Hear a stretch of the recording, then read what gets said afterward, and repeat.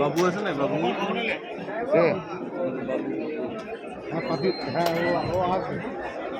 খবর আর কি খবর ওইরকমই রয়েছে।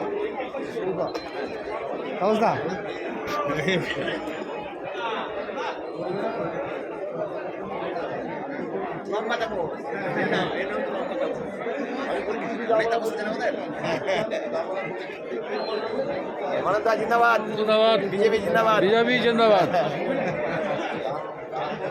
আমাদের সৌভাগ্য।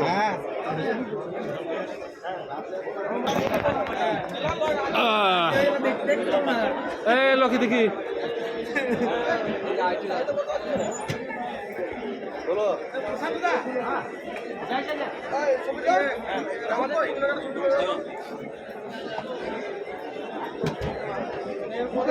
দাদা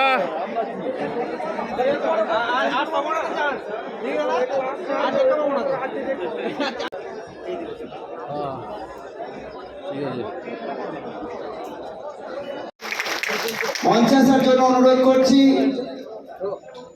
যদি উপস্থিত থাকেন লাভপুর বিধানসভার আমাদের সকলের প্রিয় দেবাশিস ওঝা মহাশয় হাঁটুদা, আপনি মঞ্চে এসে উপস্থিত হবে। হাঁটুদার জন্য জোরে হাততালি বা করতালি হোক। আমাদের মধ্যে উপস্থিত যদি থাকেন আমাদের আউসগ্রাম বিধানসভার কলিতাদি, মঙ্গলকোট বিধানসভার শিশির ঘোষ মহাশয় এবং কেতুগ্রাম বিধানসভার অনাদি ঘোষ তথা মথুরাদা, আপনারা মঞ্চে উপস্থিত হবেন।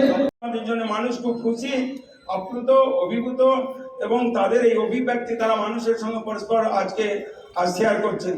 সেই জন্য আপনাদেরকে আমার ভালোবাসা জানিয়ে আমি এখন এখান থেকে আপনাদের কাছ থেকে অনুমতি চাই যে আমি একটু বেরিয়ে যেতে চাই, কারণ 5টার সময় সাঁইটাতে আমার এলআইসি অফিসে একটা প্রোগ্রাম আছে, অনেক আগে থেকে হচ্ছে সেখানে চলে যাচ্ছে। তার সঙ্গে আলোচনা করে গেলে ভাই, কে তোমাকে নির্দেশ দিল যাওয়ার? কে তোমাকে দল দায়িত্ব দিল? মোদি থেকে শুরু করে পিএমও থেকে আজকে পুলিশে নানাভাবে যেটা ক্যাপচার করছে এবং কেস দিতে শুরু করেছে, পিএমও থেকে প্রশাসনের কাছে ফোন আসছে, কোনো রকম অপরাধ বরদাস্ত করা যাবে না, কোনো রং দেখার দরকার নাই, ভরো আর জেলে ভরো। এখনো চট্টগ্রামে 2-3টা লোক ভরা আছে, বের করাতে পারিনি। আজও শুনলাম না। এই জন্যে কোনো তৃণমূলের লোক নিয়ে বেশি বাড়াবাড়ি করতে যাবেন না। বালির ঘাট, পাথরের ঘাট, টাকা রোজগারের জায়গায় যাবেন না। কে কে গিয়েছেন আমি অনেকে জানি। আমাকে বড় বড় প্রতিষ্ঠান থেকে ফোন এসছে, দাদা অমুক এসেছিল 15 লাখ টাকা চাইছে। অনেকে নাম বলুন, দাদা নামটা বললে যদি আবার আমার ক্ষতি হয়, তাহলে আপনার কথা আমি ধরলাম না, যাইনি। আপনি যাইনি মিথ্যা করে গড়ে বলছেন। যদি সৎ সাহস থাকে সঠিকভাবে বলবেন। আমি আজ এই হলের মধ্যে বলে গেলাম, এরকম 15 লাখ, 7 লাখ, 20 লাখ, 5 লাখ যার মনে সুপ্ত বাসনা জেগেছে, তাকে আজ পরিষ্কার ভাবে বলে গেলাম, অপরাধ আপনি ছেড়ে দিন, অপরাধ আপনি ছেড়ে দিন, সাবধান হয়ে যান। পার্টি আজ পর্যন্ত আমাদের টাকা নাই, কিন্তু কোন কাজ আমাদের সঠিকভাবে হয়নি। সব কাজ আমাদের মানসিকতা, আমাদের চেষ্টা, আমাদের প্রচেষ্টা এবং আমাদের উৎসাহ নিয়ে আমরা সঠিক কাজ সঠিকভাবে করে যাচ্ছি। কিন্তু অতি বাড়াবাড়ি কেউ করতে যাবে না, এটা আমি সাবধান করলাম।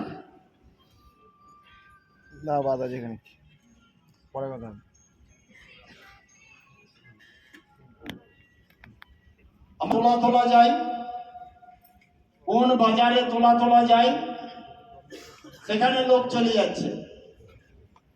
লোক নিজের বিজেপির পাচ্ছে না, তৃণমূল আশ্রিত লোককে নিয়ে চলে যাচ্ছে। কারণ কি? কেউ তালা মারছে, কেউ কিছু করছে, কারণ একটাই, ওখান থেকে নাকি কিছু রোজগার হয়। সাবধান হয়ে যান, কোনো মতেই কেউ যাবেন না। পার্টির সঙ্গে আলোচনা ছাড়া এক কাজ হবে না, আমিও করবো না। এখানে আমার কোর টিম আছে, সমস্ত কিছু কোর টিমের সঙ্গে আলোচনাতে কাজ হবে, এটা আমি জানিয়ে দিলাম। কেন্দ্র যে নিয়মে চলছে, প্রদেশ যে নিয়মে চলছে, জেলাও সেই নিয়মে চলবে। এক চলে দেখো দিক নিয়মে চলবে না। পার্টির কোনো নির্দেশ এসছে যে এই ব্যাপারে যা যা আমরা এতদিন করলাম? আমিও মানুষ, আমার থানার ওসি আমাদের লোককে নন বেলেবল সেকশনে 8 জনকে কেস দিয়ে দিল, বেল পাচ্ছে না। আমার কার্যকর্তারা সেখানে তদবির করলো, বেল হচ্ছে না। আমি একদিন ফোন লাগালাম, তাহলে 8 জনকে ধরে আনলেন, নন বেলেবল সেকশনে কেস দিলেন কেন? শ্যামাদা যা করেছে বললে আপনি অবাক হয়ে যাবেন। মানে কি করেছে না, এই অফিস ভেঙে দিল, ওই ভেঙে দিল, তো তা আপনার ক্ষতি কি? তৃণমূলের অফিস ভাঙলো তাতে আপনার ক্ষতি কি? আপনার থানা তো ভাঙেনি। ওই যে না, আপনাদের কাছ থেকে অর্ডার আছে, পিএম এর আমাদের কাছে চিঠি চলে এসছে, সার্কুলার চলে এসছে, এই জন্য আমরা কিন্তু এগুলোকে রক্ষা করব। আর সব থেকে বড় কথা শ্যামাদা, সরকার আমাদের, সরকারের ভাবমূর্তি নষ্ট হোক, সম্মান যাক, এই কাজ কি আপনারা চান?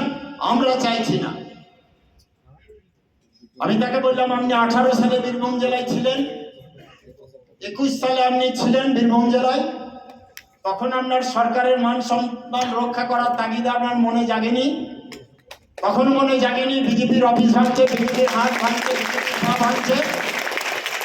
আর সাবধান হয়ে যাবে না, যে কোনো মূল্যে ছাড়ার ব্যবস্থা করুন, নাইলে আপনার থানায় আমি নিজে গিয়ে 2000 লোক নিয়ে গিয়ে বসে থাকবো, দেখবো কি করে আপনি বেরোতে পারেন। আপনি কত বড় অফিসার আমার দেখার দরকার নাই, সরকার আমাদের কথা মতো চলবেন, বেশি বাড়াবাড়ি করবেন না। সে নিজেই ব্যবস্থা করে আবার বেল করাবার ব্যবস্থা করেছে, বেল হয়েছে।